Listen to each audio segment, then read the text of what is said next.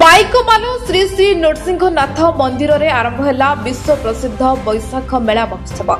आसंता मे 12 तारीख पर्यंत विश्व प्रसिद्ध बैशाख मेला अनुष्ठित होगा। मे 11 तारीख में महाप्रभु जन्मोत्सव महादीप ध्वजारोहण करा। समग्र विश्व शांति 1,25,000 बीज मंत्र और आहुति प्रदान करा। मे 12 तारीख में पूर्णाहुति हेब। एथिपाई परंपरा और रीतिनीति अनुसार गतकाली राति पाप हारिणी झरणारू मानसिक कलश नहीं भक्त और श्रद्धालु एक शोभायात्रा बाहरी मंदिर पहुंची पूजा मंडप रे स्थापन करथिले। 6 दिन धरी एही बैशाख मेला रे छत्तीसगढ़, झारखंड, बिहार, मुंबई, कोलकाता, पश्चिमबंग आदि राज्यरू लक्ष लक्ष भक्त और श्रद्धालु समागम हेब। तेणु भक्तों सुरक्षा, ट्राफिक, पानीय जल, बिजुली आदि सुविधा प्रशासन पक्षर भगवान जन्मोत्सव पालन उपलक्षे आरंभ है कलश अभिवास पूजा ठारू आरंभ होइছে। आज सबु देवादेवी मंदिर दर्शन करी वर्तमान कलश स्थापन कराहेबा। आमर मंगलारोपण आ पंचगव्य पान गोदान करी कलश यात्रा समापन आज आमर प्रभु मार्जारक श्री नृसिंहनाथंकर जन्म उत्सव बैशाख मेला आज 7 तारीख रु विश्व शांति महायज्ञ अनुष्ठित। विश्व शांति महायज्ञ कलश दिवस हो 108 कलश महिला माने सब उपस्थित हो कलश को आनी पापनाशिनी झरणा पूजा घाटरू।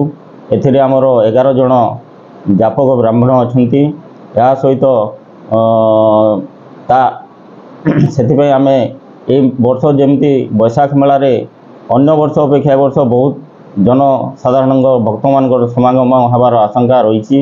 बेसिक आमर राज्य पड़ोसी राज्य छत्तीसगढ़ रु बहुत संख्यार भक्त मान आसती ओडिशार अणुकोणु सबू भक्त मान आसती। राज्य बाहर भी बहुत भक्त आसती। से आखि आगे रखी आम प्रशासन तरफ विभिन्न प्रकार व्यवस्था कर देखो शांति श्रृंखला पुलिस व्यवस्था कराई एवं ए वर्ष श्रृंखला केमती दर्शन करें भक्त मैंने से वन वे व्यवस्था कराई एवं ट्राफिक जाम को आखि आगे रखी ए वर्ष वन वे रास्ता ट्राफिक नियंत्रण व्यवस्था कराई। आज बैशाख मेलार प्रथम दिवस प्रति वर्ष परी ए वर्ष मध्य 7 तारीख रु 12 तारीख पर्यंत नरसिंह जन्म दिवस पालन करा। अन्य कथार आम बैशाख मेला कही था। चतुर्दशी दिन प्रभु श्री श्री नृसिंहनाथ जन्म दिवस पालन करा जाए एवं ए वर्ष मध्य आमर 11 तारीख चतुर्दशी दिन से जन्मोत्सव पालन होब।